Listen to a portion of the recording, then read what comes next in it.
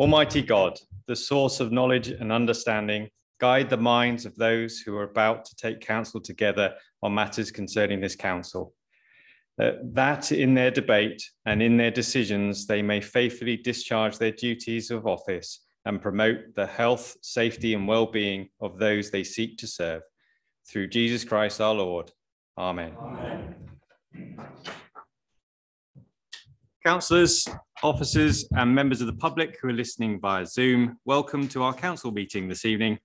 Before we get on to the agenda proper, I'd like to remind members to please ensure their microphones switched on for the benefit of the webcast and the recording. Also, the chairman has given his apologies this evening. Therefore, in the absence of the chairman and vice chairman, I now invite nominations for a member to preside as chairman tonight. Councillor Stevenson. If I could propose Councillor Bull. Do I have a seconder? Yes. Thank you, Councillor Waller. Do I have anyone else? Another nomination? No. All those in favour of Councillor Bull?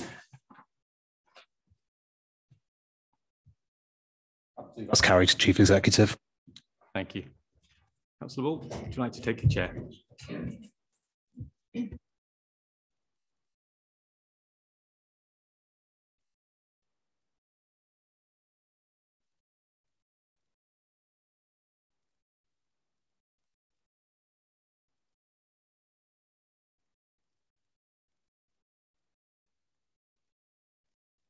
And officers. Therefore, we will go straight to agenda item 1 for the apologies. And I'm aware that we have apologies from Councillor Blanksby, Councillor Hemsley, and obviously Councillor Dale and I believe Councillor Beggy and Burrows as well. Okay, Chair. So therefore we are voting to 22 this evening. 27 minus 5. Yes. Right, so we're voting to 22. Thank you. Chairman's announcements. Well, in the absence of the chairman, of course, he has already circulated the 2 items that he covered, and I'll just repeat those. It was the Queen's Platinum Jubilee Service at All Saints Church in Oakham and the flag-raising ceremony for Armed Forces Week in the grounds of Oakham Castle.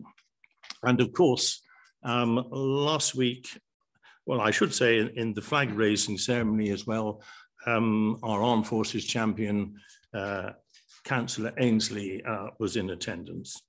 And then, of course, last week, although it will come forward on the next agenda, we had that splendid occasion in the castle where we appointed Sir Lawrence Howard as Freeman.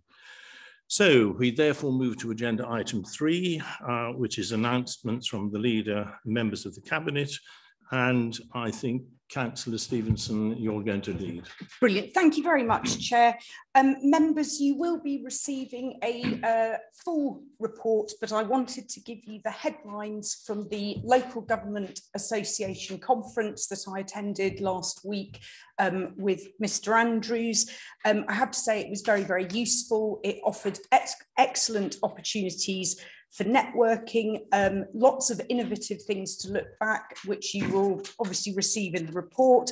A couple of key headlines. Michael Gove announced that local government would be receiving 2-year funding settlements rather than 1 year.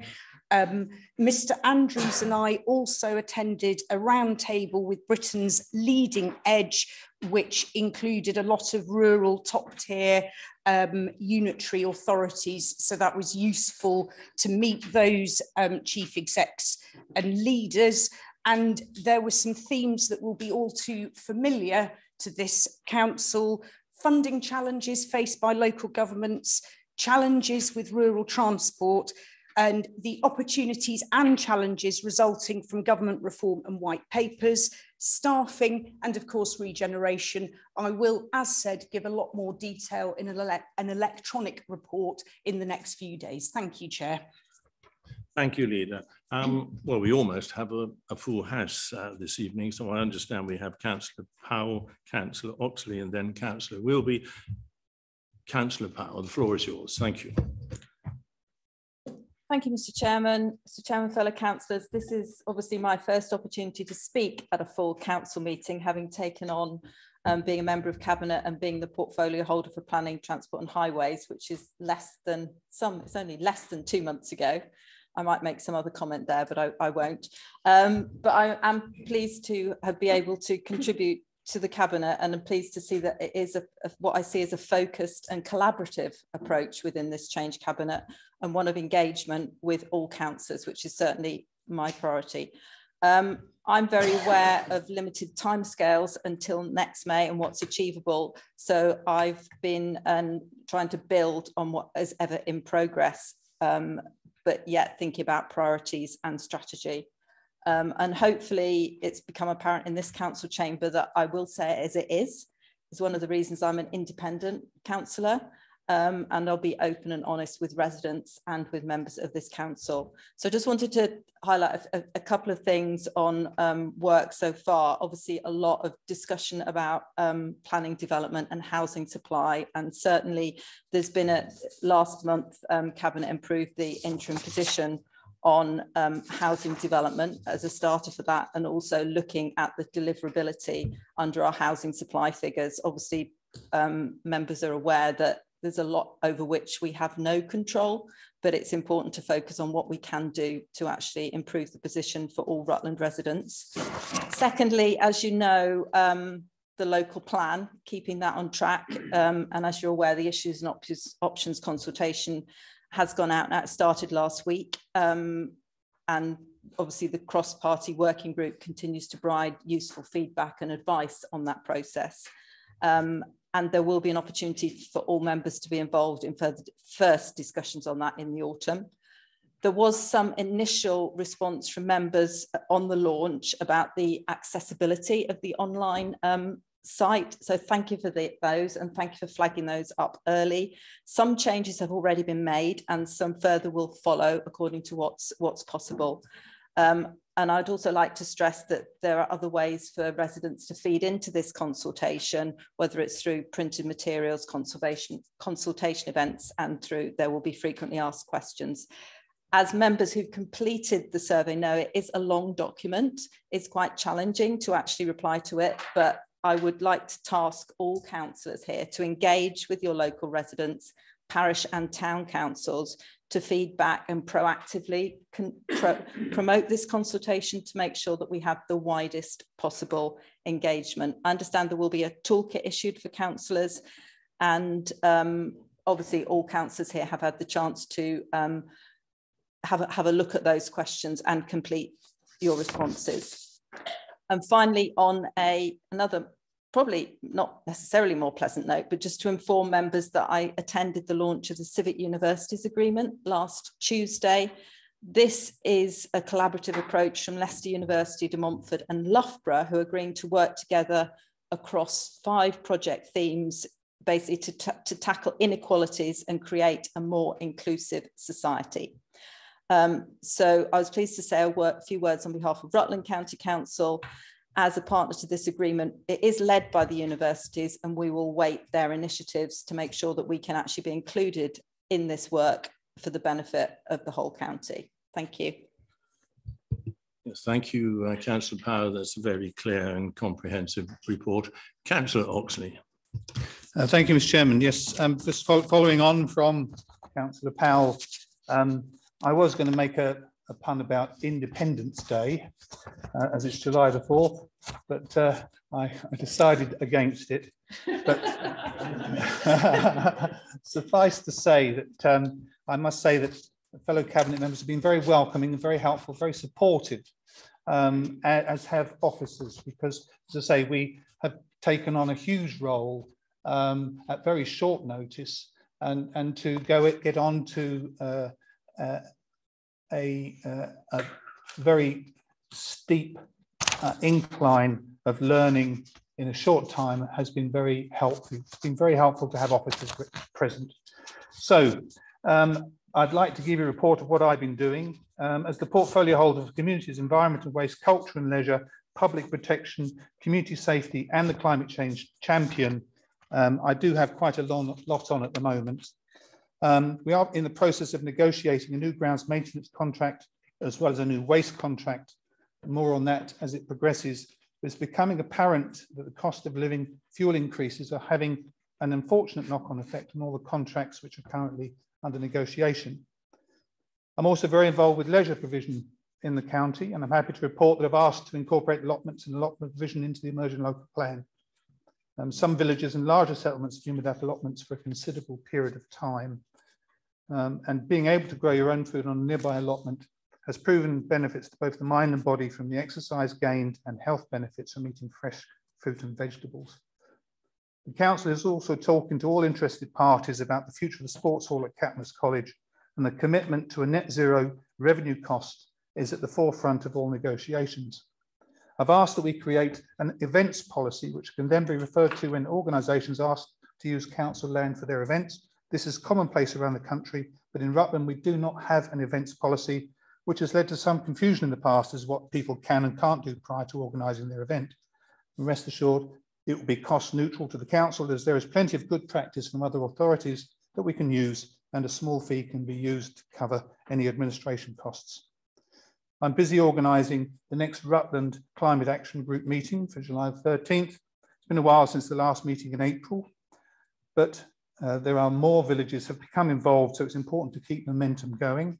The Carbon Trust are also undertaking an audit of the council's CO2 emissions, so we'll be better able to understand how best to reduce the council's carbon footprint. Work is ongoing to find a way to best display the recently discovered Rutland Roman mosaic and the Sea Dragon, both of which have attracted national interest and which will hopefully add to the mix of what we can offer to visitors to the county, as well as teaching residents young and old about the rich history which lies beneath our feet.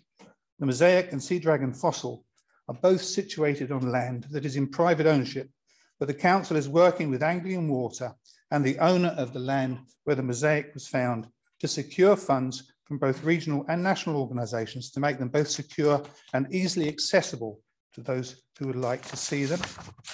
It's also been suggested it might be possible to create a state-of-the-art display using the latest technology to take them out to larger audiences without disturbing the actual remains, and also generate income to cover the cost for the display. As chair of the Safer Rutland Partnership Strategic Board, I recently attended the Rutland County Show and met members of the Police, Fire and Ambulance Service. I was particularly impressed by the virtual reality crash simulator the fire service used to try and persuade the more careless drivers amongst us to drive in a more thoughtful way. It's available to take to schools and garden fetes and other outdoor events, and I would urge all members to consider that when they are helping to organise events in their town and village. I also sit on the Police and Crime Commissioner Scrutiny Board that meets every month. The most recent was held last week in June at City Hall. And I'm joining the Task and Finish group to look at how much Section 106 and SIL money scheduled to be used on community safety initiatives has been spent to date across Leicester, Leicestershire and Rutland, and whether funds are still available for similar projects.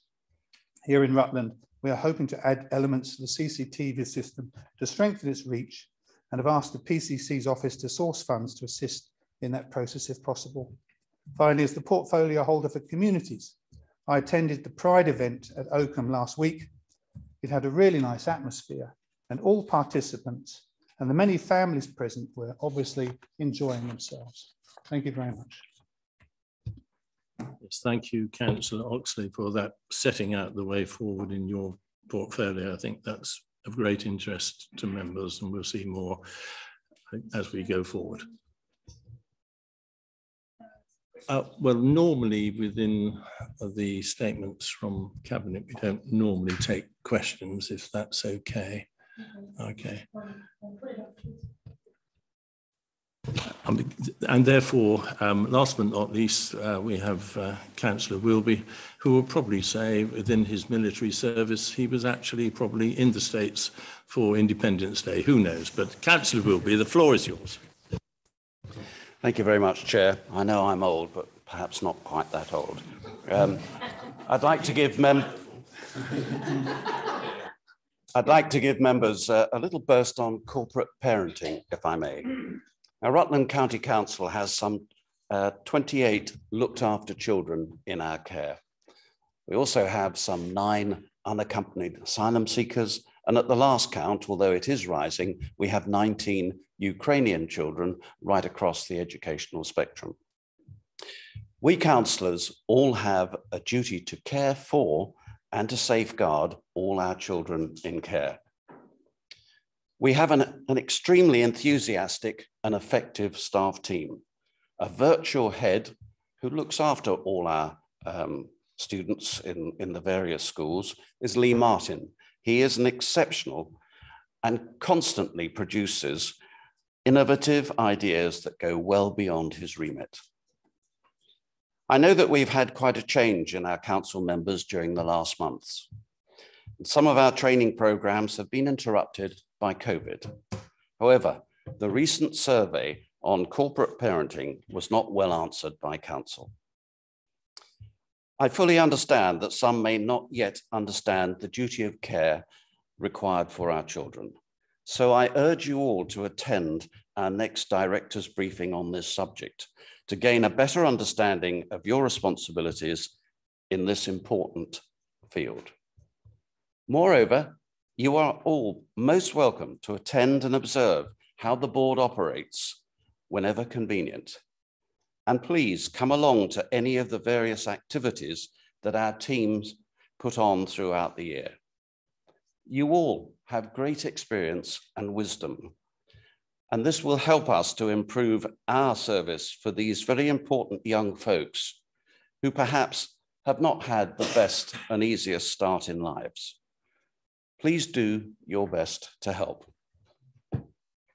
Thank you, Chair. Thank you very much, Councillor Wilby. So therefore we move on to agenda item 4, declarations of interest in tonight's agenda, and I would just go anti-clockwise around the table. So the answer is no declarations. Thank you very much. We therefore go on to agenda item 5, the minutes of the previous meetings. There are actually 2 meetings that we need to approve this evening, one on the 11th of April and the other on the 9th of May. I'm happy to propose approval of those minutes from the chair. It makes it rather easy for us. On the first meeting, Councillor Councillor Blanksby was not present. On the second meeting, it was Councillor Hemsley. They're not here this evening, so the minutes have been issued. It works that way, and we would take a note in the minutes, of course, for Councillor Payne. So I'm happy to propose those. Can I have a seconder?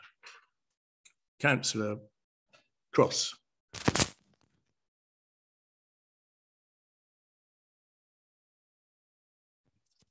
Thank you, Councillor Brown.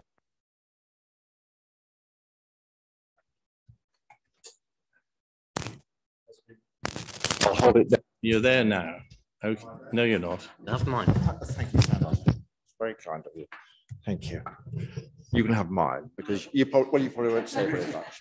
I'm not sure what that's So, on just an important point, Mr. Chairman, on the 11th of April minutes. Yes. Now, in those minutes, the previous leader, Councillor Hemsley, did undertake to give an update at council meetings on the Quarry Farm issue.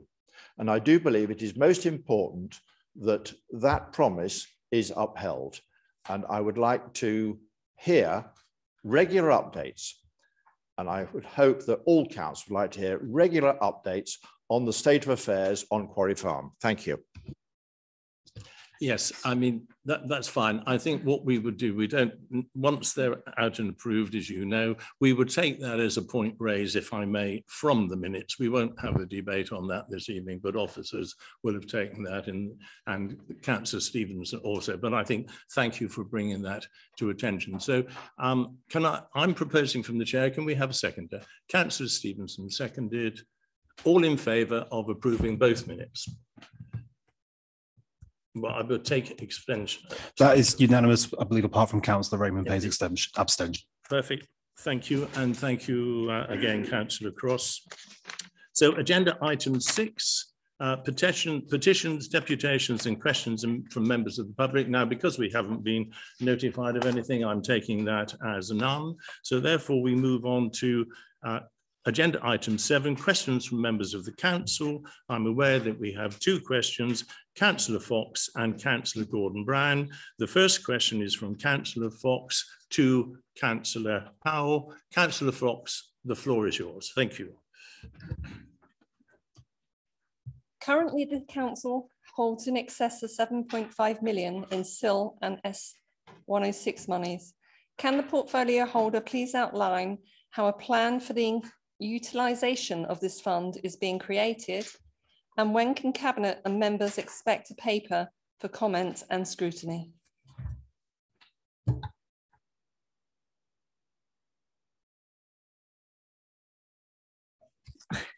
Thank you. Thank you, Councillor Fox. As fellow council members may recall, I've asked questions at council on this subject in the past, and indeed at the February council meeting, I specifically sought reassurance from the then portfolio holder that any deadlines for spending the money, which is the Section 106 money, would be met so that these contributions would be spent in time for the benefit of Rutland residents. So you can be assured that having a comprehensive plan for the utilisation of these funds is a top priority. Obviously, Rutland residents are concerned in light of planning developments that the monies that we receive from SIL, the Community Infrastructure Levy, on those developments is actually utilised for the benefit of residents. So your question is, how is a plan being created? My first step in approaching this is, where are we at the moment? On the back of my question in February was a briefing note to all elected members on the background to these developer contributions, SIL and Section 106. We also have the infrastructure funding statement approved by Cabinet in December, which included some interim prioritisation of the SIL expenditure. You've mentioned the total figure, and I'm certainly not going to reply quoting lots of different figures. The point is actually the principle. And so the next step is, where are we with them? Obviously, the distinction, as members know, needs to be made between the Section 106 agreements, which are tied to specific developments and specific legalities, and the community infrastructure money, which is for strategic critical infrastructure. So we know that as well, and that there's also reference to that in the infrastructure funding statement. But the crucial thing is the priorities and governance for determining those strategic elements and timescales and type of expenditure of that spending. As I say, the Section 106 money is tied to specifics, and officers are doing a lot of work on that. I've had lots of discussion, and that's what I'd like us to get to, that priority, which is exactly your question. So at the moment, I can't do any more than say that's the position in terms of outlining a plan. I would like to come back to that and report to a future council meeting. And in terms of specifics, it will go to scrutiny for consideration and to Cabinet. But at this point in time, I'm not going to give you an answer that I would not be happy with myself. So I'm going to say it's on my high priority list. I'm working on it, and I will report further to this council. Thank you. Thank you, Councillor Powell. Councillor Fox, do you have a supplementary? You do. Yes, thank you. Slightly, but you've sort of answered it in a way. How would the portfolio holder ensure members are involved in the shaping of this plan and the prioritisation of initiatives?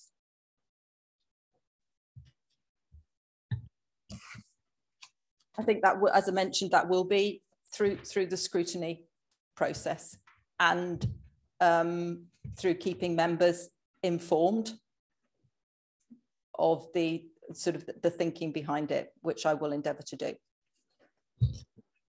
Thank you, Councillor Powell. Now, Councillor Gordon-Brown, you have a question for Councillor Stevenson. Councillor Brown. Thank you, Chair. Councillor Stevenson, the A1 corridor, as we all know, is a nationally significant freight artery linking the north and Scotland and London south east. In sharp contrast to the motorway standard sections immediately to the north and south, A1 through the East Midlands, and Rutland in particular, is dual carriageway A road, characterised by substandard junctions, right turn movements, farm traffic, accident black spots, and a lack of resilience or alternative routes during closures, which are very regular. Can I ask the leader what progress has been made with Midlands Connect and Transport for East Midlands to have the route upgraded as part of the forward plan for those two organisations? Thank you. Councillor Stevenson. Thank you very much for your question, Councillor Brown. At its last meeting on the 22nd of June 2022, Transport for East Midlands, TFEM, approved revised strategic investment priorities for TFEM and Midlands Connect. The strategic priorities have been revised to include the addition of working on improving safety and reliability on the A1. TFEM and Midlands Connect recognise that the A1 corridor is a nationally significant freight artery linking the North and Scotland with London and the South East. It is also recognised that the A1 corridor also has a key economic role within the East Midlands, particularly for agri-foods, logistics, manufacturing and tourism, and with very significant levels of proposed housing of up to 100,000 and employment growth. National Highways Midlands have made available funding to improve lane markings and signage in an effort to reduce accidents. Midlands Connect has also identified an early opportunity to improve the A1-A52 junction at Grantham, but a more strategic approach is required to enhancing the route to improve reliability and resilience and bring the road up to a standard reflecting its national and regional economic role, hence identifying the A1 as a new and joint strategic investment priority. Rutland County Council continues to play an active role on the TFEM board and with Midlands Connect to lobby for greater investment in the A1 and rural transport. RCC, along with colleagues from other Lincolnshire local authorities, has also identified the A1 as a priority within the developing Greater Lincolnshire Strategic Infrastructure Plan. I'm happy to take a supplementary, Chair. Councillor Brown, and I'm sure you have one. Thank you, Chair. I'm glad the leader referenced the meeting of the TFEM on the 22nd of June. Reading that document, while you made some particular references to it, there's only a passing reference, I would suggest, to requiring a more strategic approach. No mention of a 3-lane motorway between Peterborough and Blyth. And if I recall correctly, this council agreed to support such a concept, having a 3-lane motorway on the A1. Can I ask therefore the leader, who attended the meeting of TFE on the 22nd of June on behalf of Rutland County Council? And did that representative object to lack of reference to the A1 being upgraded to motorway standard? And what are you doing to make sure it's on the agenda, as I believe you are the normal representative at that meeting, as other leaders are for the other counties around? Thank you. Councillor Stevenson. Thank you very much, Councillor Brown. The invitation goes to both the leader and the deputy leader, and on this occasion, the deputy leader attended, fortuitous one might say, with planning, highways and transport within the deputy leader's portfolio. In terms of moving things forward, you're absolutely right. We need to make sure that the detail is there. The RIS, the Road Infrastructure Strategy number 3, which I believe you would have come across in your tenure as deputy leader, that final consultation happened early 2021. That is covering the strategic elements for 25 to 2030. Our job is to make sure that RIS4 has this on in detail for 2030 to 35. That will involve having a very strong case study, which clearly together the deputy leader and I will be working on lobbying, which will be very much focused not just on the safety elements, environment, network performance, and to ensure that that supports our economic development. Thank you, Councillor Stevenson. So obviously members, those questions and the supplementaries and the answers will be in the minutes of this meeting for approval next time. Agenda item 8 is easy. We have no referrals of committee decisions to the council, as exactly the same with agenda item 9. We have no call-in decisions. So therefore we move to agenda item 10, where we have a number of reports which will be taken by the leader and cabinet.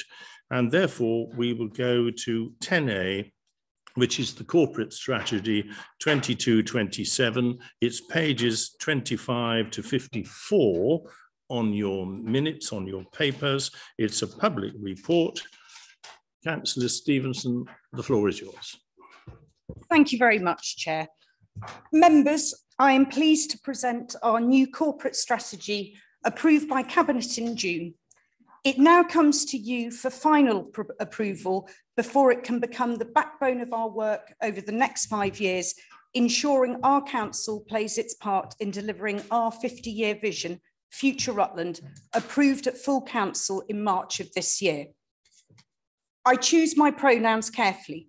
This is our corporate strategy, which has been informed by our residents for our county. At this stage, I would like to thank our residents again, over 2,000 of whom gave their time to engage, share, and reflect on what our county should ideally be like in 50 years' time. 5 clear priority areas came to the fore: a special place, sustainable lives, healthy and well, a county for everyone, and a modern and effective council. These priority areas underpin our strategic aims within this corporate strategy. The process of developing the strategy has been collegiate in nature. Members have been invited to engage at all stages from its inception to the completion of the initial draft. Our residents likewise have had the opportunity to comment. As is mentioned in the covering report, all comments have been acted upon, the final version reflective of this. It is right to note that no county is an island. It is therefore imperative this corporate plan delivers on statutory function and government reforms. This it does. Likewise, we know we must live within our means. Budgets therefore will be managed efficiently and effectively to deliver the best value for money whilst ensuring quality of service. It is not my intention to go through the strategy page by page. I'm sure members have done this for themselves. What I will do is highlight the 2-year delivery programme. Each priority carries with it assertive commitments, specific actions, and clear success measures. Clearly, for each action, there will be far greater detail forthcoming. This plan is intended to give a high-level overview. Our governance processes will ensure all member engagement, ownership, and responsibility at every step of the way. I also look forward to continuing the conversation with our residents. No better performance measure than engaging with those we seek to serve. This is not a document to be left sitting on a shelf, process box ticked. It is intended to be a living, breathing document, as will be reflected in the performance management of it. It is one that will underpin all our work going forward, and one that I am confident will deliver for all of us who live, work, and play in this fine county of ours. We are one county, a special one in which we all wish to thrive. Rutland County Council will play its part. I'm very happy to propose that, Chair, and I look for a seconder. Thank you very much. And the seconder, Councillor. Thank you. Right, members, it's proposed and seconded by Councillor Harvey. Open to debate. I'll take them the first I'm seeing Councillor Waller, followed by Councillor McCarthy. Thank you very much, Chairman. I'm disappointed in this document. First, I wonder why we are developing a new strategy just 10 months away from an all-out election that might lead to a very different complexion in this council chamber from next May. I think, given that we do have an extant corporate strategy, that the timing is inappropriate. Secondly, the strategy, as Councillor Stevenson has made very clear, has arisen from the conversation we had with residents. That led to our vision for Rutland, which is something I supported. But our residents want a strategy which reflects what we as a county council do, not what we'll do, but we expect you to do it as well. That isn't what our residents are asking us for. So I think the tone of it isn't what I would see as a Rutland County Council strategy. I do accept that the delivery programme towards the end of the strategy is focused on what Rutland County Council will do, although I regret that it's not a particularly ambitious delivery programme. But overall, I don't think the focus of this strategy is quite right. And as a consequence, I'm afraid I won't be able to support it. Thank you. Thank you, Councillor. Well, I think Councillor Stevenson, in your right of summing up at the end, you're going to take a reply to any question. Yeah. So therefore, I move to Councillor. Thanks, Chair. There's a lot in the document I like. The only thing I would mention is that at a recent briefing, one of the things which came up, which I won't go into detail on because I think it's probably confidential, was that, should we say, our asset management strategy requires some improvement. And that's something which to me would be quite an integral part to a corporate strategy.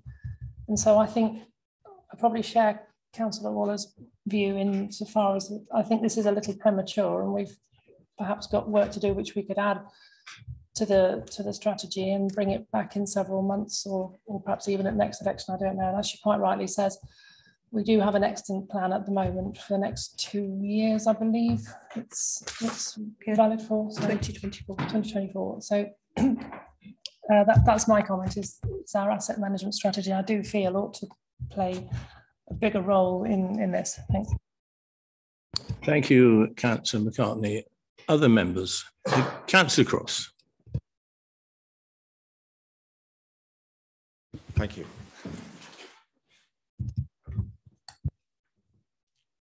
Councillor Waller's words are quite important, but one point I picked up was that residents would like the council to do certain things, but we should not expect them to do the same. Now, I will disagree with that, because any person who votes and tells government or council to do something and is actually unwilling to do it themselves is wrong. This is an important document, and to me, words are also important. And there are certain statements in here that guarantee that this council will do certain things. Are members in this chamber willing to underwrite the promises made in this document? Now, if so, that is fine. If not, unfortunately, I personally would not be able to vote for it, despite the amount of good work that has gone into producing this document. A week in politics is a long time. Well, actually, nowadays, a day is also a long time. And world events have actually overtaken us. And so there are certain items in this document which are now out of date as well.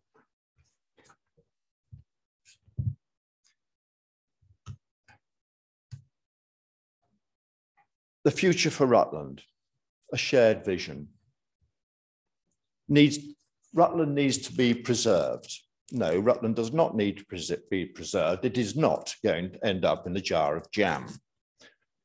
That might be flippant to some of you, but it is what is written in here. And I think, again, more care must be taken to explain to the public of Rutland as to what we can and cannot do.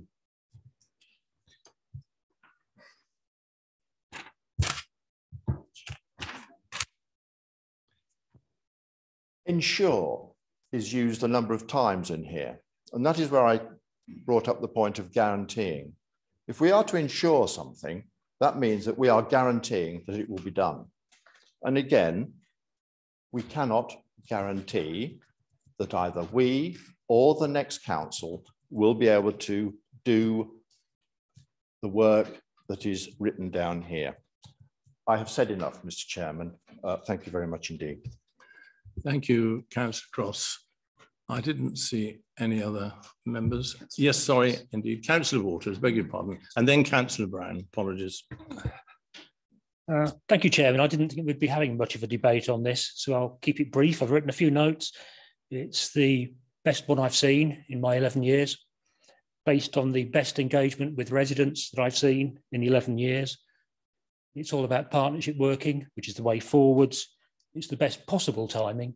Imagine coming in with perhaps 5, 6, 7, 10 new councillors who won't even know where to hang their coats, let alone write a strategy. And I'll leave it there, I think. Thank you, Councillor Waters. Councillor Gordon-Brown. Thank you, Chair. I won't necessarily agree with Councillor Walters, but I'm pretty close to it. I think this is a pretty good piece of work in many respects. However, let me pick up a point that Councillor Cross made. I think officers need good guidance about the priorities of the council. I think that provides that guidance, particularly during this next period of 9 months till we go through elections. And then next year, well, all the existing councillors that get re-elected and the new councillors that will be re-elected, no doubt, get up to speed, which will be at least 12 months from now, probably even longer. And I think this document provides that guidance. Having said that, I do have some reservations, and I've expressed these to the leader already. If you read on paragraph 6.4, 6.4 is very clear. This plan has not been fully costed. In fact, I question whether it has been costed at all. One of the things that I would like to see in a plan, and we saw it in the existing plan, the one that's currently in place, and there is a very clear set of guidance of what we wanted, who was responsible for it, what the costs were going to be, and when it had to be delivered. All I see here are some very general statements saying it's going to be delivered over the next 2 years, the 2-year plan. There's no specifics. The performance measures are very vague. There's no targets. There's no resources identified. There's no identification of responsibilities, either as individuals or departments. And I think, to me, that is the limiting factor of this document. Having said that, I will support the document, but I would ask the leader and the officers to go away now and to bring forward to council, through its various channels, a much more detailed plan for the next 2 years of how all these actions are actually going to be delivered, which officer will be responsible for delivering it, which portfolio holder will be responsible for delivering it, what resources are available, and no doubt the portfolio holder for finance will have some words to say on that, and the timescale for each of the steps. So I would ask the leader, summing up, to comment on that, please. Thank you, Chair. Thank you, Councillor Brown. Just one, Councillor Baines. Thank you.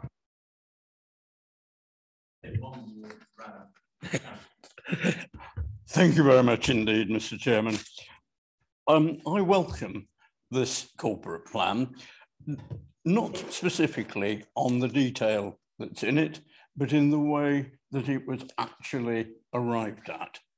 We have the opportunity, or the residents of Rutland have been given the opportunity to think what they would want for themselves, their children, their grandchildren, and for the good of Rutland. So I particularly welcome the way in which it's been achieved, Chairman. With respect to Councillor Waller's remarks about the forthcoming Armageddon or whatever it is, most people don't actually live their lives wondering when the next election is going to be. They want to be getting on with their life. I don't think we should be looking short-termism when we're actually considering this particular document, Chairman. It is long-term, and it is very much a living document, which Councillor Gordon-Brown has already referred to, and the need to adapt that as and when circumstances alter. Chairman, last week I was speaking to representatives of a very important and influential Rutland institution who precisely had a forward plan which a year ago was detailed and looking forward to various improvements. They were telling me that the cost of the various things, not least in building terms, has gone up by 30% in a year. As a result, they have put those plans on hold, and it will be another year before those plans are coming forward publicly. We need to be doing a similar thing, Chairman, not necessarily keeping the things commercially under wraps, but actually making sure that our residents know that we are responding to changing situations. We can control what we can control. We have to adapt to what we can't control. So, Chairman, I very much welcome this report, and I shall certainly be supporting it. Thank you, Chairman. So thank you, members. I think we've taken all the various questions. So therefore, I will give the floor to Councillor Lucy Stevenson. Thank you very much. And thank you, members, for very thoughtful comments. And particularly thank you, Councillor Waller, for the reference to the, oh, well, we've got another 2 years to go on the old strategy. That strategy was drawn up pre-pandemic. Pandemic has obviously been a massive pause, alteration and change. We've done Future Rutland, where over 2,000 residents have responded to us and taken that time. To carry on with something pre-pandemic, I think very, very ill-advised indeed, not least because it does call into question asking residents to take that time, that care and thought. We are here to serve the county, not the county to serve us. The council delivers its services regardless of whether there are elections. Some might even call it an interference, judging by the number of by-elections. To not do a corporate strategy because there may be change of faces in this chamber, I'm sure there will be, isn't a reason not to support this work. The other interesting point, and Councillor Cross, you picked up on this as well, I have a very, very different view about what makes Rutland. Rutland is every individual in this. It is every organisation, it is every sports club, it is every farmer, it is every small business. All of us play our part. So actually this corporate strategy is a part of making Rutland absolutely brilliant.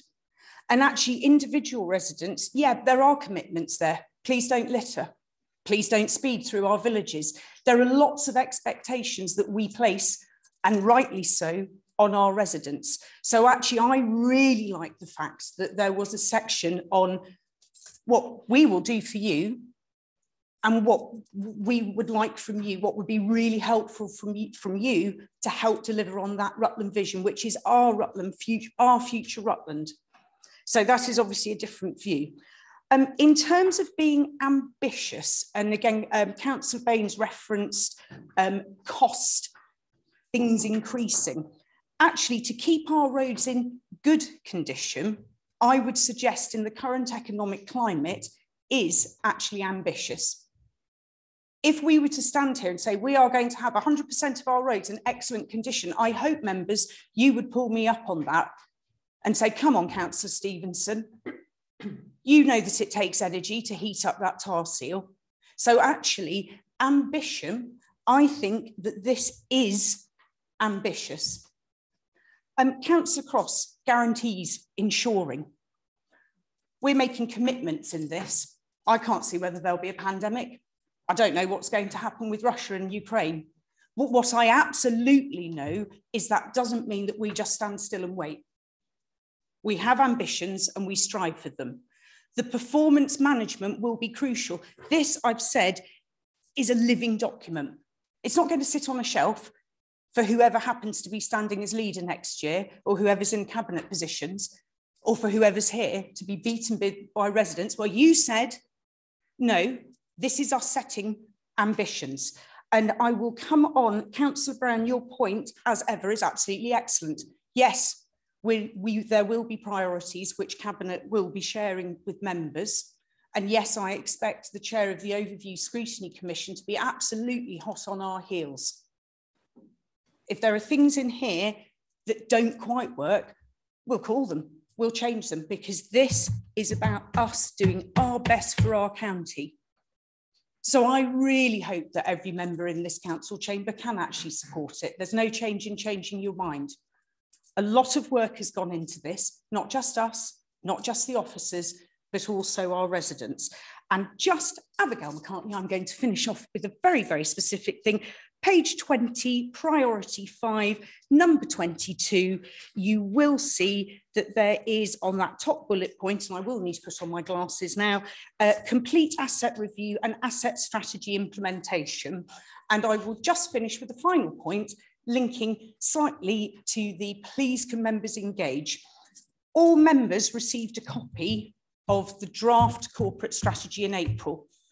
They were given the opportunity to comment. 2 councillors commented. I have assumed that means that everybody is very happy with this corporate strategy, because otherwise, why would you leave it until this meeting?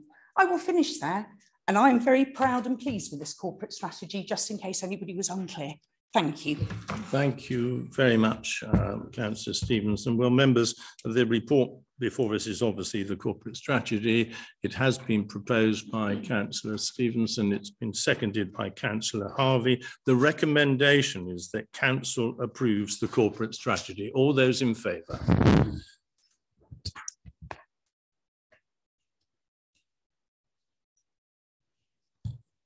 Chair. And against? 1 Chair. And abstentions? 6 Chair. Okay, thank you. The motion is carried. Indeed, thank you very much. Okay, members, so therefore we go to agenda item 10B. It's Cabinet recommendations to Council continued. It's pages 55 to 74 in your papers. It's report number 121 2022, and I think we are going directly to Councillor Payne to lead on this report. Councillor Payne. Thank you, Chair. I'm pleased to present the annual performance report for April 21 to March 22, which was approved at Cabinet. This will be the last report issued against this set of objectives, as the next one will reflect progress against our new corporate strategy. The complexity of the operating environment over the past year has presented many challenges to the Council, as members will be aware.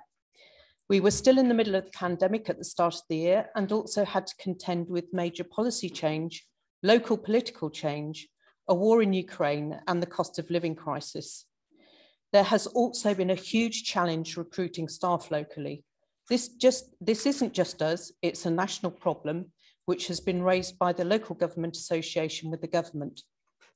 The recruitment challenge has positively impacted our finances, but it has to be recognised that it has placed a heavy burden on existing staff who have faced additional workload due to the high number of vacancies.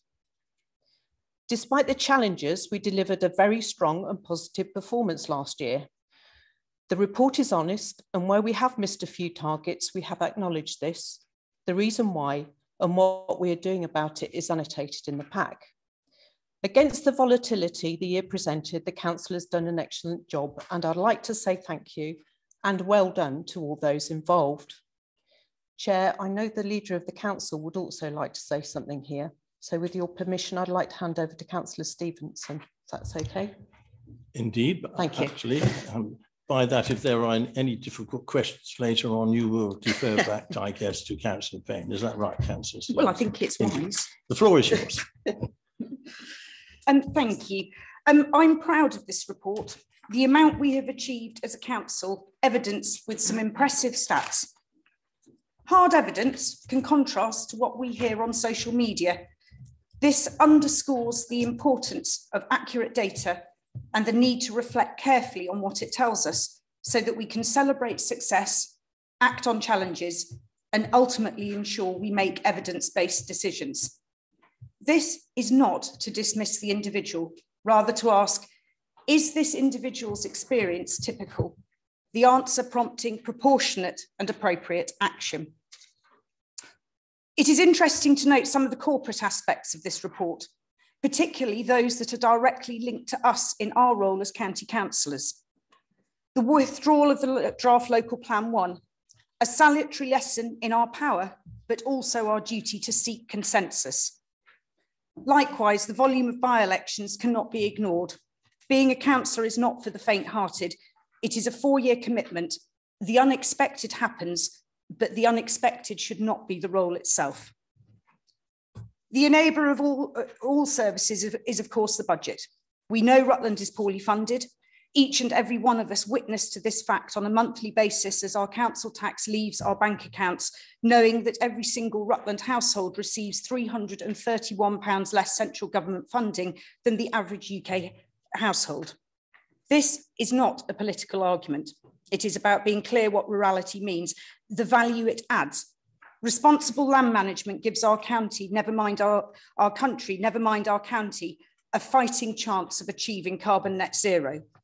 The challenges it faces with regard to long-term dearth in funding for basic infrastructure, not just as a county, but as a region. It is about sharing that narrative with those who have the power to change the story. There is also an uncomfortable truth lying within this report. Local government is creaking at the seams. Increases in demand on service, just one measure. Local government is the workhorse of everyone's lives. It delivers, delivers, delivers. Business as usual, we do it. Pandemic, we manage it and manage it excellently. Refugees, we welcome and we count our blessings. We deliver at short notice, we reconfigure and transform to do what we do best. Work hard to deliver for our place, for our community. There are no magic wands, but there is unity and a commonality of purpose. We speak as one, we represent Rutland as one council, one county. Our annual report evidence to support all we say wherever we say it. I'm very pleased to second this report. Thank you, Chair. Thank you, Councillor. So yes, that confirms proposed by Councillor, seconded by Councillor Stevenson. Councillor Payne proposed. Members, open to questions, comments, debate. Again, you're very popular this evening. Councillor Gail Waller. There's no favouritism, the fact that we share the board, I assure you. Councillor Waller. I think it's more to do with the fact that I'm sitting near you and you see me first. Thank you, Chairman.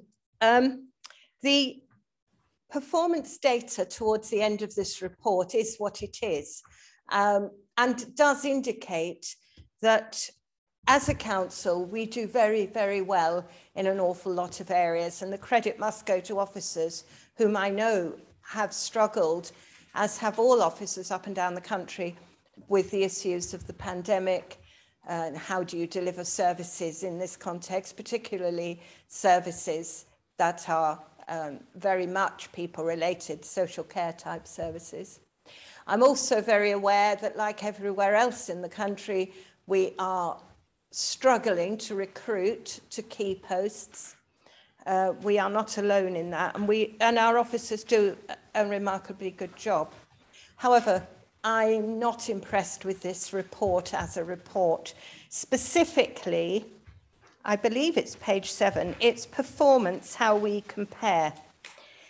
In the second paragraph, it says, in many areas, Rutland is performing better than the national average when compared to other unitary councils and national performance measures. Fine. It then goes on under each of our service areas, education, care leavers, etc., starting off with statements like 2% better. First, 91% of care leavers who are in education, best performing unitary authority. Well, we know that one's unitary, but the previous one, the 2% better, which is the pupils reaching the standards at Key Stage 2. Better than what? Better than the other unitaries? Better than the national key statistics? Better than my favourite, which isn't mentioned in here, and that's statistically similar authorities, which I would have thought is who we should be comparing ourselves to.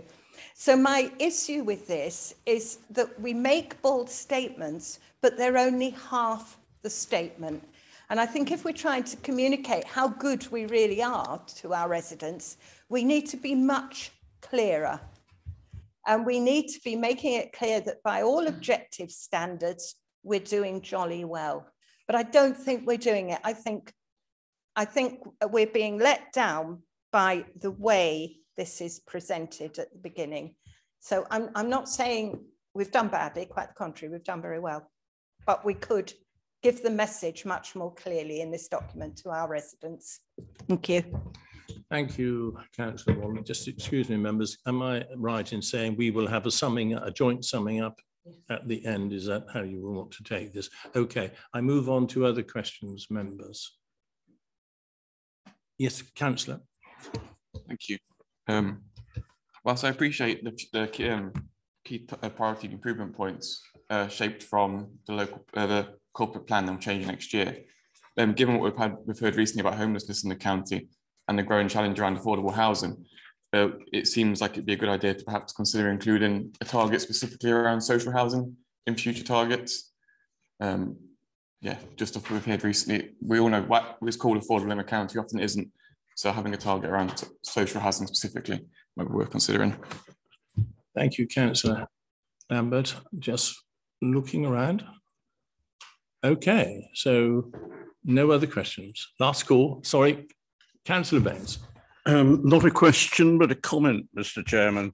A lot of reference was made with the emphasis on these performance indicators. Personally, I would prefer to see the performance which we are seeing, and some of those indicators are there. Over-reliance on the minutiae of the performance and statistics, I don't think helps us at all. I'm sure people on my left would agree that you do not fatten a pig by weighing it, Chairman. Thank you.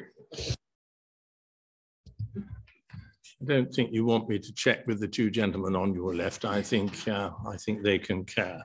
Okay, so thank you, members. So therefore, I will go to Councillor Payne. Thank you. Thank you for your comments on both presentation and content.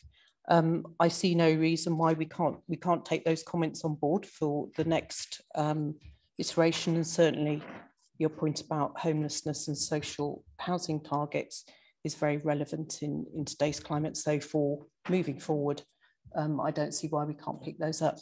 I'm not quite sure how to reply to the pig question. So I'll pass on that one. Shall I call order? Not really. Councillor Stephen, you're happy with the summing up. Thank you. Therefore, members, we've just taken report number 106/2022. The recommendation is that we are being asked to vote to approve the annual performance report. It's been proposed by Councillor Payne, seconded by Councillor Lucy Stevenson. All those in favour? I believe that is unanimous, Chair. Thank you. That's good. So therefore, members, as you say, we have a number of reports before us this evening. So we now go straight to report number 104/2022, the revenue outturn report 21-22 and the budget update 22-23. And again, I think we're keeping you busy this evening. Councillor Payne, thank you. Thank you, Chair. The last financial year, 21-22, was a difficult one, as all council members are aware. At the start, the council was in the thick of the pandemic and lockdown, which presented its own economic challenges for our resident and the council alike. As the year progressed and the pandemic and restrictions eased, we were faced with a different set of economic challenges, and sadly, unbelievably, a war in Europe kicked off. The world moved from one crisis to another.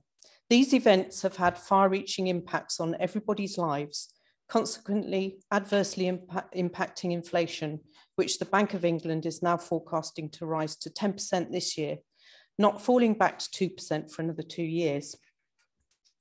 This has hit spending power for all of us, and the council is experiencing the same issues as the residents, with the increasing cost of living, soaring fuel and energy costs, and shortage of supplies, but more about that in a moment. Just stepping back for a while, in 21-22, RCC did an incredible job to come in under budget to the extent of £3.3 million, of course. Of this, £1 million came from our planned savings project, 1.3 million came from unexpected income from grants and the winning of a social care case amounting to over £500,000. Another £1 million came from reduced demand on social care, recruitment challenges and increased revenue due to the lifting of COVID restrictions, e.g. for parking. Whilst mentioning recruitment, again, I have to advise that this has been a huge challenge for us locally, and it's not just us, it's indicative of a bigger national problem, as I said earlier. The shortage of staff in this sector has saved us money, but we have to recognise it has placed a huge strain on those who are in post and have absorbed extra workload to compensate for vacancies. We are working creatively with neighbouring councils to help with this problem. I give a big vote of thanks to all RCC staff who have contributed to this amazing result in 21-22. These savings will help significantly towards the challenges we have this financial year. To name but a few, a £1 million historic liability for special educational needs that the government have now said we are liable for and have asked us to repay. £150,000 to deal with the leisure facility at Catmus. A social care pressure of £520,000. Cost of living utility costs, £250,000. Pay inflation from 2 to 4% adds an extra £347,000 to our costs. And home to school transport, we need another extra £300,000. New responsibilities of £535,000 are likely to be offset by new burdens funding, but this isn't known yet. There are new contract lettings for waste, highways and grounds maintenance, which will increase beyond existing contract budgets to account for. However, there is some good news. The rise in inflation should give us a better savings income of a huge £100,000. Today, I am asking Council to agree an increase in our budget for 22-23 of £3 million to meet these additional pressures, but to be placed under a new budget management process, as explained in the Councillor briefing on the 6th of June. This budget won't be distributed to budget holders as per the normal process, but will be held centrally by the Section 151 officer and will only be released when fully justified and the requirement balanced against estimated figures, potential savings in 22-23 and new burdens funding. The budget will only be released after thorough analysis as described, placing much more stringent controls around its management than there has been in the past. Moving on to the medium-term financial plan, you will see from the paper that for 22-23, we're anticipating a financial deficit of £2.6 million. This includes the assumptions in respect of inflation and pay inflation. The deficit increases year on year and creates a very serious challenge for this council. So what are we doing about this? For the near future and to deal with this deficit, we are taking some strong action. We have a list of cost savings initiatives, some of which will impact customer services and may be difficult to deliver. The easy tasks were delivered successfully last year. We are now working closely with CLT to determine the council's ability to deliver this work, given our current issue with resourcing and recruitment. We need to remember we still need to look after our residents and deliver business as usual, as well as the savings projects. This will be a challenge, but one we will need to overcome by working closely together. We are undertaking an asset review, which will deliver a strategy for dealing with the council's property portfolio in September this year. This is an important cost avoidance exercise, and the sooner we deliver on this, the sooner we stop spending on expensive maintenance bills. This is an important exercise for us financially. A tender has been issued for the transformation project the council approved in February. This will put our residents first and identify how we can work more efficiently and effectively across the council to improve our customer service whilst reducing cost. This work will start late summer after we have selected a suitable partner. We will also continue to work hard to bid for any funding opportunities the government may present us. The Levelling Up Fund grant that we have recently applied for is an example of this. Lobbying for better government funding for Rutland residents is a continuous process. We are working with our MP on this, who got us an appointment with Kimmy Badenoch, Minister of State for Housing, Levelling Up and Communities, who has made civil servants responsible for the levelling up reforms available to us. We have had an initial meeting with them and will continue this relationship to educate them regarding the way the council works, what it can control and influence as far as cost management is concerned, and what it can't. One of the items we asked the Minister for was a multi-year settlement. I'm pleased to say, as Lucy alluded to earlier, Michael Gove made a statement at the LGA conference last week, stating local authorities will receive a 2-year settlement rather than a 1-year settlement at the end of this year. This is good because it will allow us to plan. Unfortunately, there is no promise of extra funding or any direction on how the government will cover the cost of inflation at the moment. We continue to be part of the Rural Services Network lobby group SPARS, who are lobbying government on behalf of their rural members regarding the disparity between urban and rural areas in the levelling up agenda. I provided an update to members following the last Assembly meeting on the 22nd of June. The Leader and Chief Executive continued to be involved with our neighbouring councils, exploring possible relationships using levelling up and devolution as subject matters, seeking to benefit Rutland residents. I'm sure the Leader will be happy to expand upon this in the future if required. I hope it has come across in my report, and certainly everybody will have their own personal awareness of the cost of living at present. But I would like to remind members that these are very challenging times, and we need to think long and hard before committing ourselves to spending any money.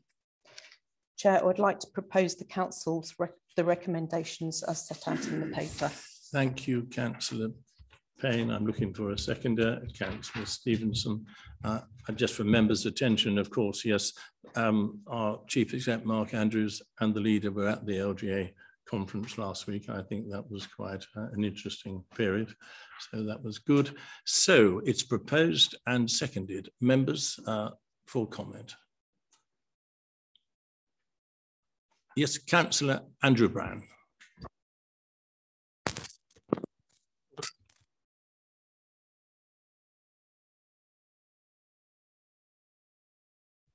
Thank you, Mr. Chairman.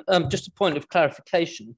On page 96, at the start of the report, 1H, it says £300,000 is going to be, the Chief Exec and Director of Resources are going to decide how to allocate this money. Will this be subject to a limit per item? Because my understanding is it's just 50,000, I think, is the limit before it has to go to a higher or come to council. Is that correct? Councillor Payne, if you, yes.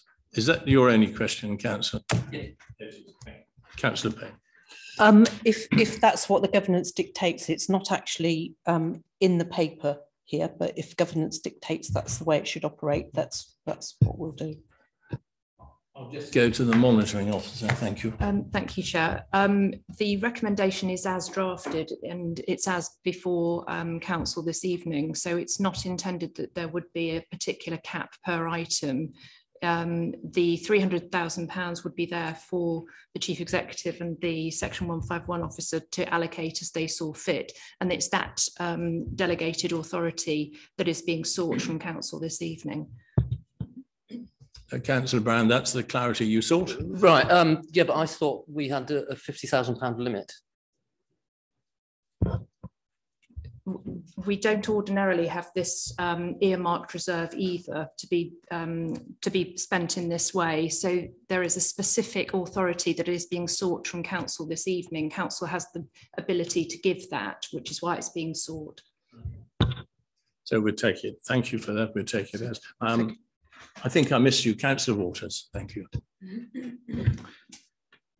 Thank you, Chairman. Recommendation J, to establish a high needs earmarked reserve, brackets, no upper ceiling, close brackets, to cover historic costs as para 7.8.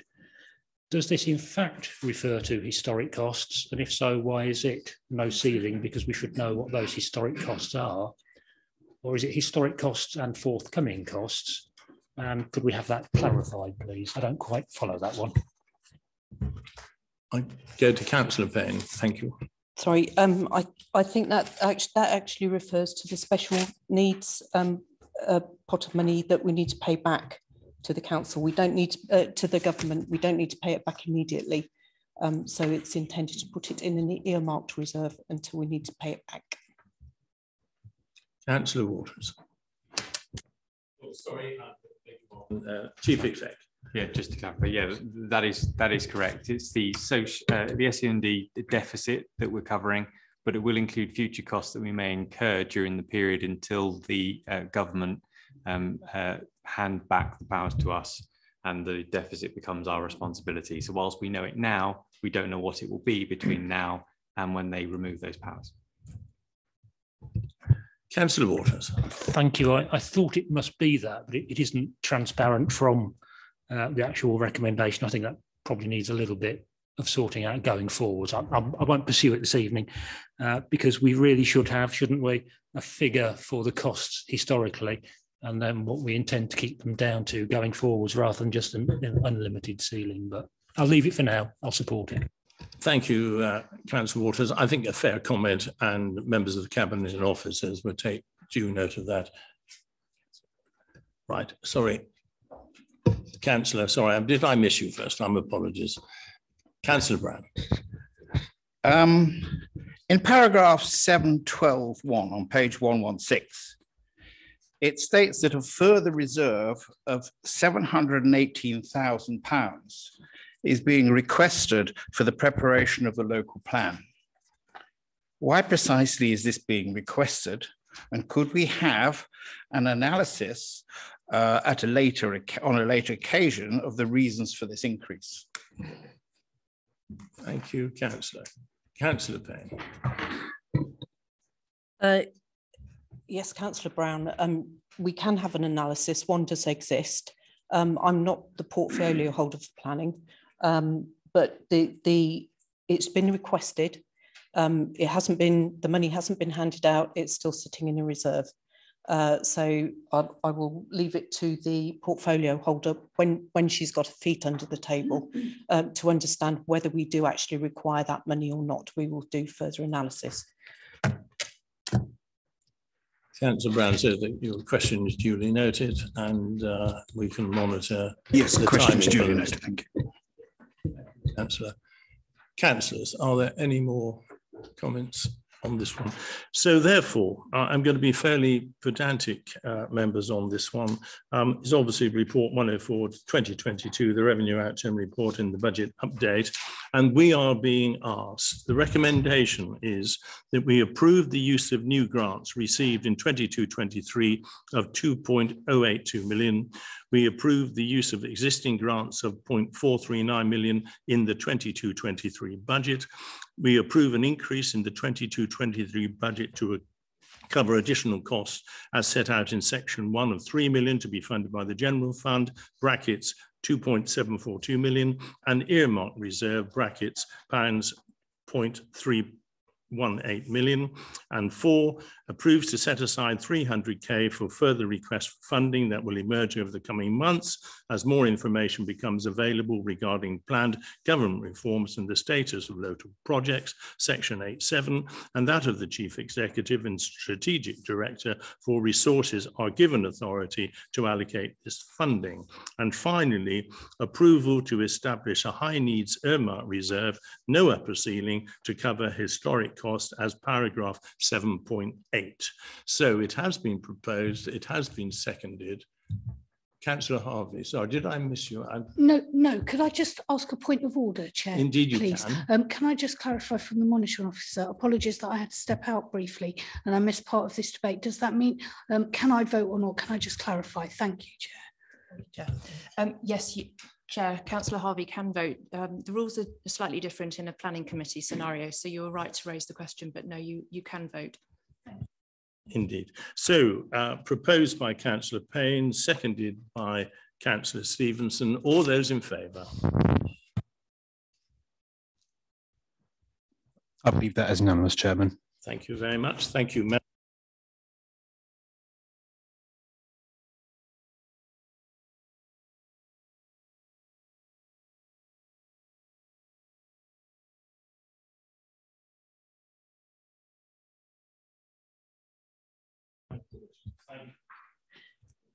Thank you, Mr. Chairman. As it says on the tin, this is the second tranche of the Highways Capital Programme, which I'm recommending for approval by this council.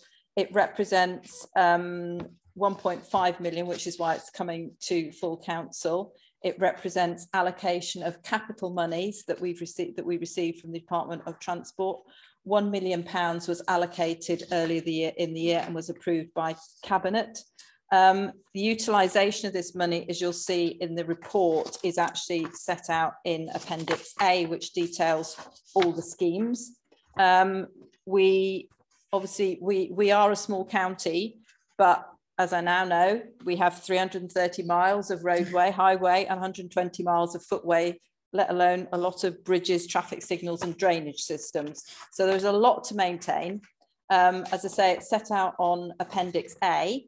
The allocation of this money has been arrived at, and you'll see on Appendix B, that there is a list of the various surveys that happen in highways. They're a small team, but they do an amazing job in actually making highways assessments of what needs to be done and then ranking and considering the priorities. So the schemes are set out there. As I say, it is it's to fix potholes, maintain our roads, which we know are some of the best in the country. And so I'd recommend this for approval. Thank you. Thank you, Councillor Power. I'm looking for a seconder. Councillor Oxley, thank you very much. Seconded. Members, questions on this particular report? Councillor Cross. Thank you, Mr. Chairman. On page 165, the regeneration carriageway recycling scheme, Manor Lane, Barleythorpe, £130,000. This matter was raised by myself, that this particular road was resurfaced by our contractors and started breaking up within 6 months. Secondly, a lot of damage was done by Severn Trent water tankers turning at a junction.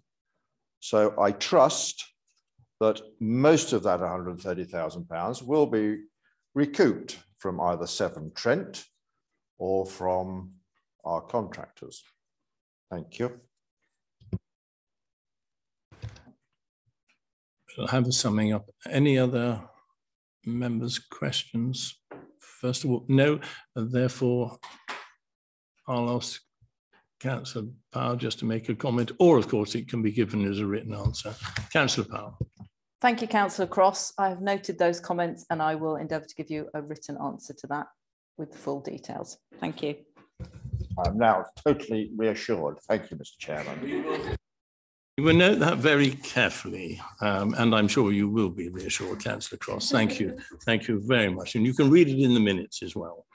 Okay, so this particular item has been proposed by Councillor Powell. It's been seconded by Councillor Oxley, and the recommendation before us that Council approves the Department of Transport Capital Highways Maintenance Block funding allocation received to the value of £1.506 million, being used for the highway, carriageway, footway, bridges and drainage schemes as per Appendix A to the report.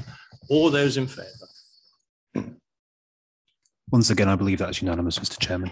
Thank you very much, members. We now go to 10C, which is the report on the use of special urgency provisions. It's pages 173 to 176 on your papers. The report is 122/2022 regarding the use of special urgency provisions. And I think Councillor Stevenson, thank you. Thank you very much, Chair. I present this report as per procedural rule 108 when the executive, in this case the Cabinet, has used special urgency provisions. The leader therefore must report to full council. Procedural rule 107 enables the executive to take decisions in situations of special urgency as outlined in this report. In this particular instance, it was to grant delegated powers to the Director of Resources to update policy with regard to the discretionary element of the council tax energy rebate scheme and the household support fund.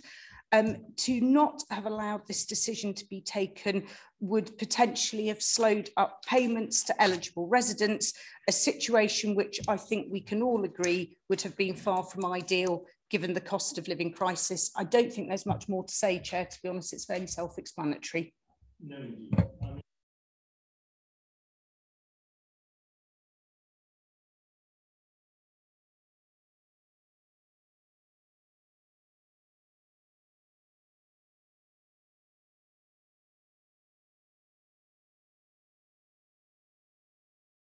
that report has been duly noted. We now move to agenda item 11, report from the committees of the council. First of all, we have a report from the Constitution Commission. Councillor Stevenson, I think you would like to introduce it, but I think Councillor Gordon-Brown, you may wish to also, I'm reading from my notes, they've got me cold, okay, not so. As Vice Chair, you may wish to second, basically, is what I'm saying. Sorry to put you on the spot. Councillor Stevenson. So basically, Councillor Brown, if you could listen very carefully and pick up anything I've missed, I think that's the direction there. Right, thank you, members. Please find before you 3 recommendations from the Constitution Commission. The first covers the flag flying policy at Catmos. We know that the symbolism of flying flags is an important mark of respect and something that can support cohesion within our community. It is therefore important we have a clear policy as detailed in Appendix A. The second recommendation is to adopt the member development strategy. Again, the details are in Appendix B. As councillors, we have a critical role to play in the work of the council, and often we come from many different walks of life. As we all know, we have plenty of transferable skills.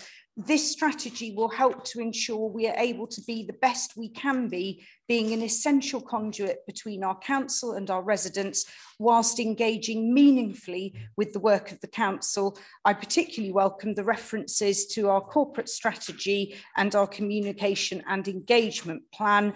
And the third recommendation, and given light of the various debates this evening, I hope members are particularly pleased to see this. The third recommendation is that oversight and direction of the member development is added to the terms of reference of the Constitution Commission.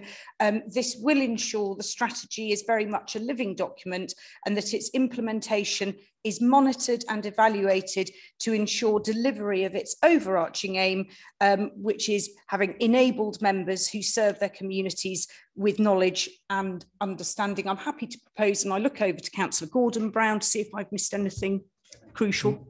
I haven't. So that's, thank you. That's proposed by Councillor Stevenson, seconded by Councillor Brown. You're content, Councillor Brown, with the words from Councillor Stevenson. Thank you very much. So members, we have the flying flag policy, but then of course we have the 2 other items, so they are fairly clear. Councillor Waters, I'll take you first this time. Thank you. Thank you, Chairman.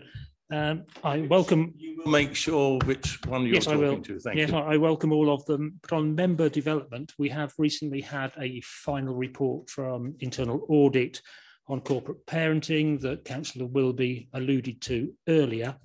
I notice on 2.2 there is a list of priorities.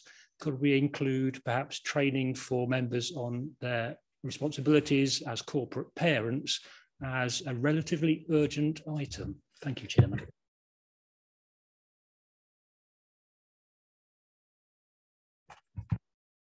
Late answer. Indeed, we'll carry on as we started. Members, any other comments? Councillor Cross, flying the flag or couldn't resist, Mr. Chairman. Member development, old dog, new tricks comes to mind here, and I very much look forward to being taught new tricks. Thank you very much indeed. Speaking as an old dog, that is, or an old pig, I don't mind. Thank you, Councillor Cross. Right. Any other questions?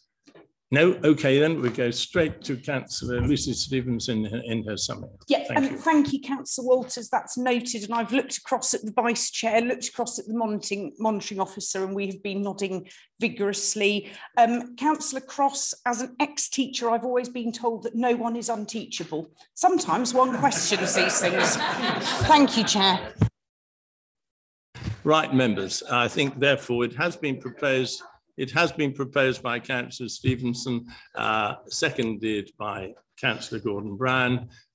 We have 3 items: to adopt the Rutland flag flying policy in Appendix A, to adopt the members' development strategy as set out in Appendix B, and to add oversight and direction member development to the terms of reference, etc., etc. All those in favour? Unanimous, Chairman. Thank you. Yeah, you may as well almost stay on your feet, Councillor Waters, because I think on agenda item 12, report from Scrutiny Commission, Scrutiny Committees, I think you'd like to have... Sorry, what?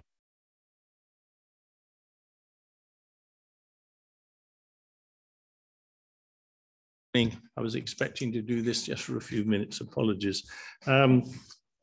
So where are we now?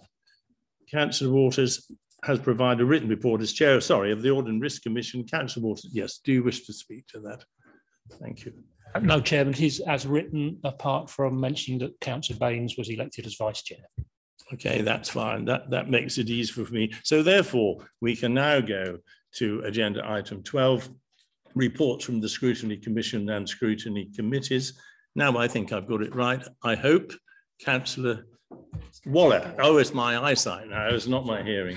Councillor Waller, you're going to speak on this one. Yes, thank you, Chairman. I am, very briefly.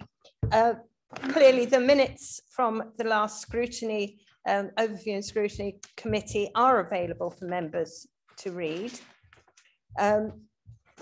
It is worth noting, I think, that Councillor Sue Webb was appointed as vice chairman, which is wonderful. And also we appointed Councillor Paul Ainsley as this council's representative to the Leicester, Leicestershire and Rutland Joint Health Scrutiny Committee, with Councillor Webb as the third substitute member if either of the 2 main members can't go. So everybody needs to be aware of that. Now, as you know, in the new scrutiny arrangements, we have the one committee, but the committee can set up task and finish groups, working groups, and so forth. And any member of the council who is not a member of the executive is entitled to sit on those working groups, etc., even if they're not on the main scrutiny committee. And I'm very pleased to say that one of the 2 that we firmly set up at the first meeting related to special educational needs and disability, we do in fact have 2 volunteers from members who aren't on the committee. So I'd like to thank you both, gentlemen, and urge other people who aren't on the committee to get involved in areas they have an interest in. I also emailed all councillors directly after the meeting, asking if anybody was interested in sitting on a working group looking at the customer experience, the customer in this case being the customer of Rutland County Council. And the aim is to look at how the residents feel about their interactions with the council. We have yet to set that one up. And if you are interested, I would be very pleased to hear from you. We've talked a lot about our residents tonight, and I think it'd be a valuable piece of work. So if you would let me know, I would be most grateful. Thank you. Thank you, Councillor Waller, for that verbal report. Are there any particular questions at this stage? Otherwise, we would just include that within the minutes. So thank you very much, Councillor Waller. So therefore, we will move on to agenda item 13, which is the joint arrangements and external organisations going around the table. I would just start this off, if I may, from the chair. I have actually issued a very brief report as to the specification, exactly what we have in our two stations. But picking up on the comments made earlier by Councillor Oxley, I was hoping to announce it tonight, but I'm in the process of organising an evening at the Oakham Fire Station for all members, where we will look at what they call the new Hazard Express. Members will remember going back some years when we had this car which would seat 4 people. You would sit in it. You were taking on a ride which unfortunately had some quite severe consequences, but that was very much aimed at our schools and at our new younger drivers. But I think it's very important that councillors understand exactly what is available out there.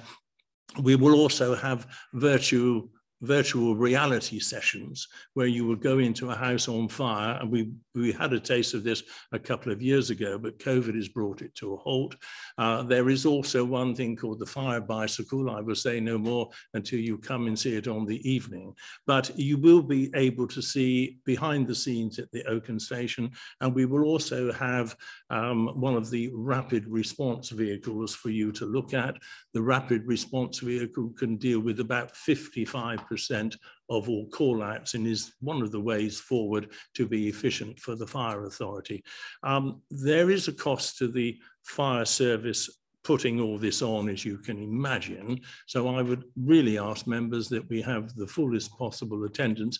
It is my intention also to open this because I think it's so important to perhaps the chairman of parish council, parish councils, because we can have a very good gathering on that evening.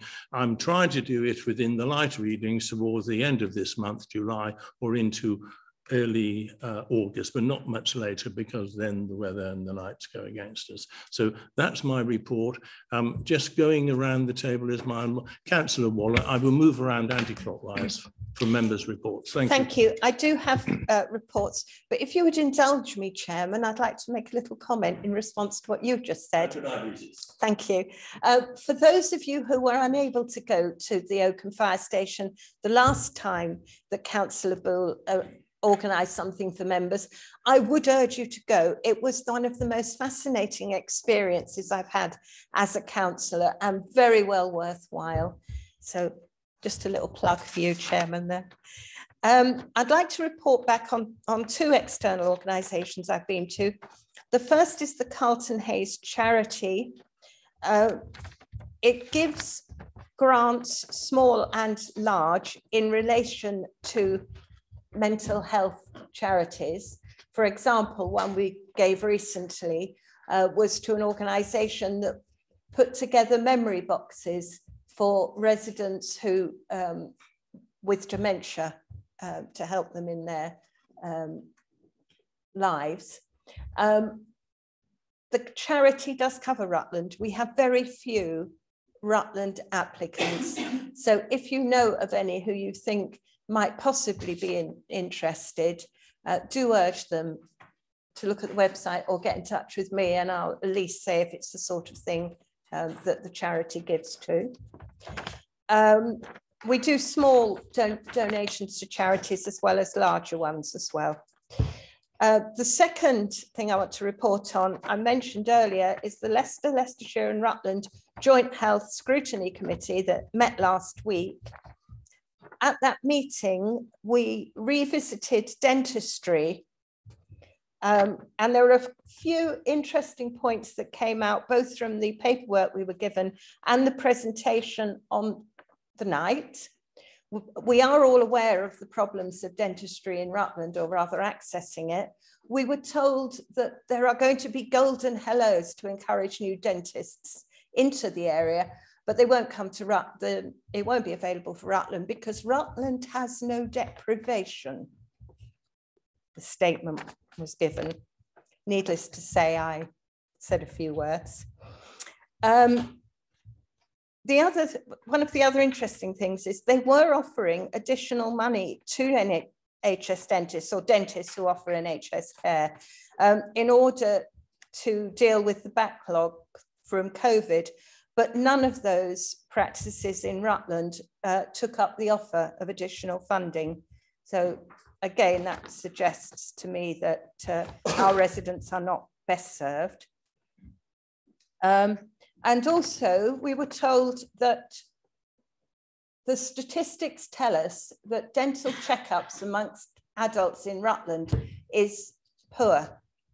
But we were told the reason for that was because we went private and they only count the NHS data, which I thought was rather a misuse of statistics. Anyway, at our own scrutiny meeting on Thursday of this week, we will be looking or starting to look more closely at dentistry in Rutland. It is the beginning of a journey.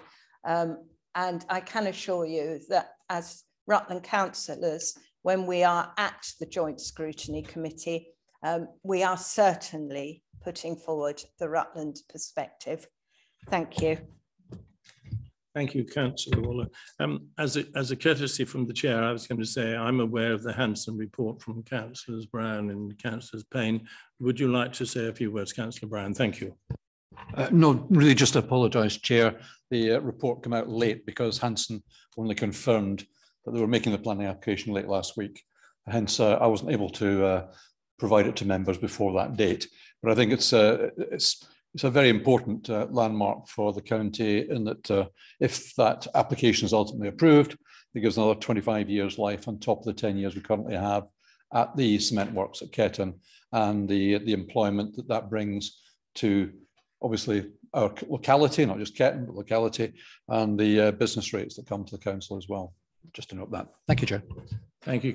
And the illustrious councillor to your right, Councillor Ainsley, is our Armed Forces champion. Would you like to say a few words, sir? Thank you. Thank you, Chair.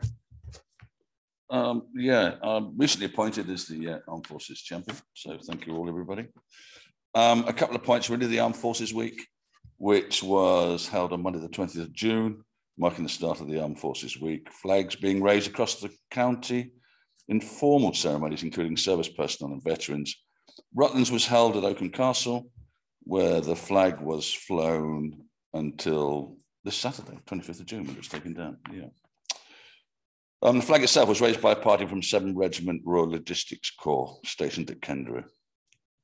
I think the next point I want to make is about an event, a two-day event I attended at Greetham Valley Hotel. Living in their shoes. During the week of the 15th to the 16th, I was invited to attend Living in Their Shoes, a two-day event held at Greetham Valley Hotel. The event was organised by Jill Curtis, Head of Learning and Skills, ably assisted by her team. And whilst it's often unwise to single out an individual for particular praise, in this instance, it's worth noting the hard work and dedication in organising this event, which was carried out by Karen Bland, Early Education and Childcare Lead. Another point I want to make on this, in these times of tight fiscal policies, I think it's important to note that the Valley Hotel event was 80 to 85% funded by MOD, and that an additional bid is being made to the MOD Education Support Fund with the aim of sustaining the positive impact of the conference and ensuring a visible response to the children and young people's requests for a follow-up event next year. There were many highlights during the two-day event, but the life stories told by Armed Forces children were particularly poignant and moving, especially to this grizzled old man. The children wrote a series of postcards to Mark Andrews, our CEO, of which I'll highlight just a very small selection. I need my dad to stay home more often because he makes me happy. Dear Mr. Andrews, thank you for listening to our voices. Please do it next year for more voices to be heard. I have been heard. This has been amazing, and I'd like this to carry on.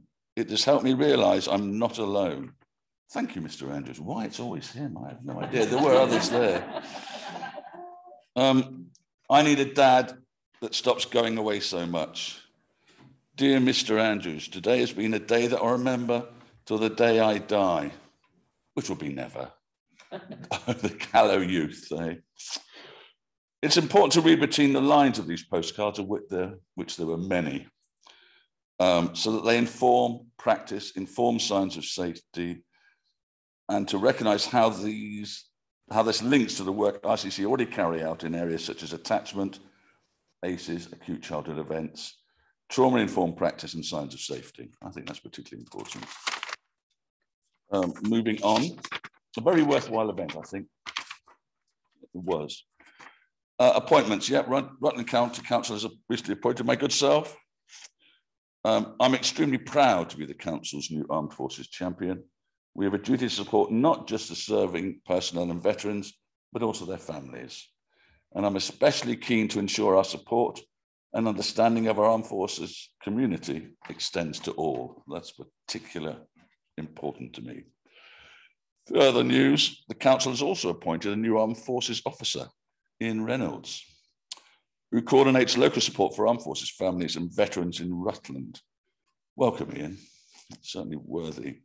In summary, then, Rutland has a proud military heritage that continues today with our military bases. Rutland is a home for many of our armed forces, both serving and veterans.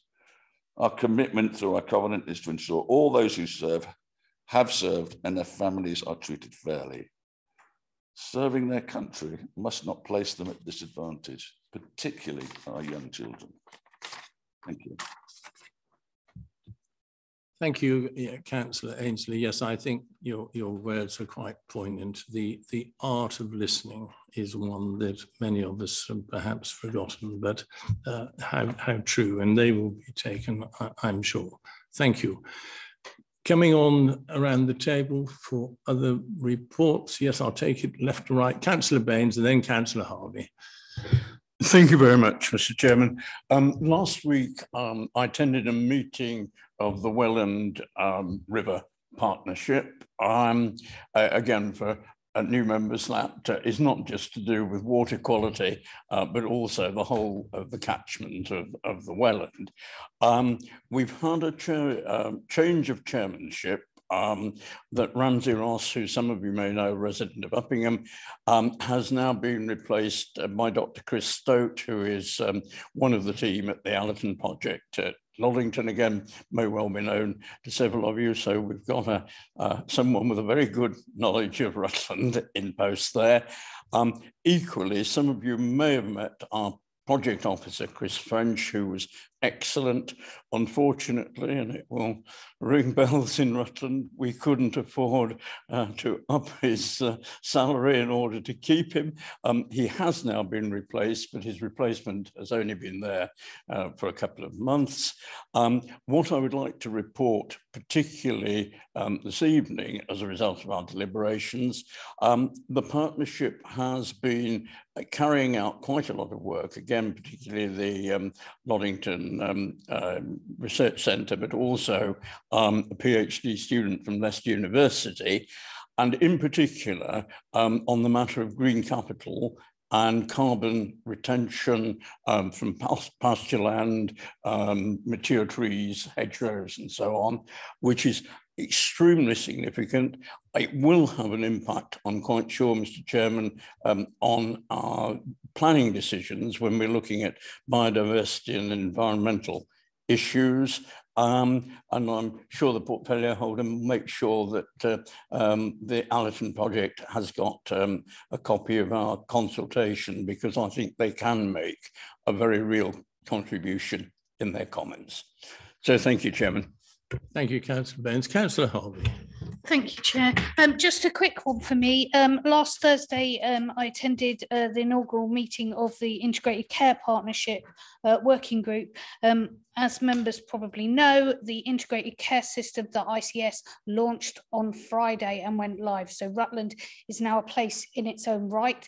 I'm happy to discuss or to go through. It's very complicated. I fully appreciate that. So I'm happy. My phone's always open if anybody wants to have a discussion about it. Just to also let you know that the sorry, my brain's completely gone. Papers, that's the word I'm looking for. The papers for Health and Wellbeing Board were published today. Please do have a look at them, because they do explain in more detail around the ICP and the ICS and the ICB. So they are very useful. But as I said, I'm happy to go through further if members would like. Thank you, Councillor Harvey. Councillor Payne. Sorry, Chair, won't be long. Just to say that I did attend a meeting of the Rural Services Network on the 22nd of June, but I have already circulated a report. Thank you. Thank you, Councillor Payne. Well, thank you, members, for all these reports. It does show very clearly the activity that we have in the various organisations outside of this council, and I think thank you to everyone. So I now move to agenda item 14, which is the notice of motions, which I'm advised there are none. So therefore we go to agenda item 15, political balance and allocation of seats to political groups.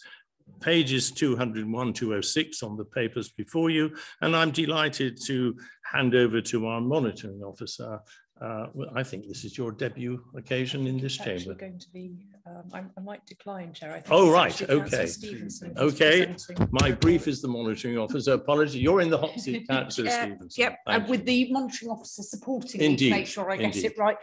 Members, I will be very brief with this. It's a straightforward paper that sets out the allocation of seats to political groups resulting from recent changes to the political balance of the council. All group leaders have been cognizant of this and support the various allocations as detailed in the report. So I'm very happy to propose, and I look for a seconder.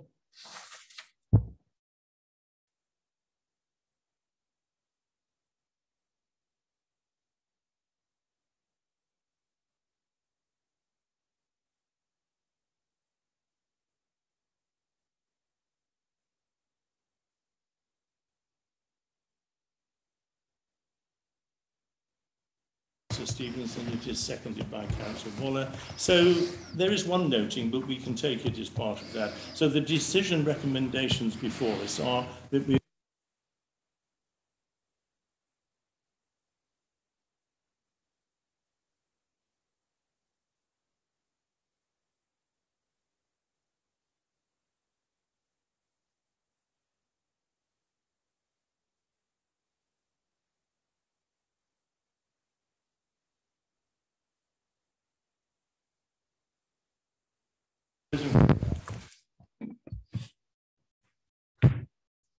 and that is unanimous, Chairman.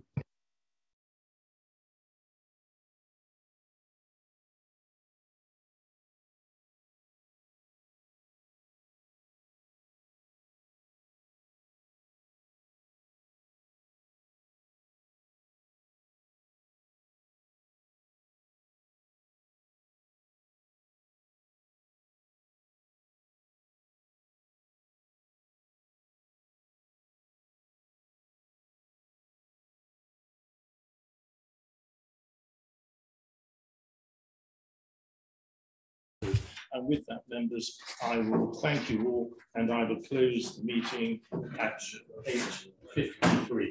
I'm looking at the Chief Executive.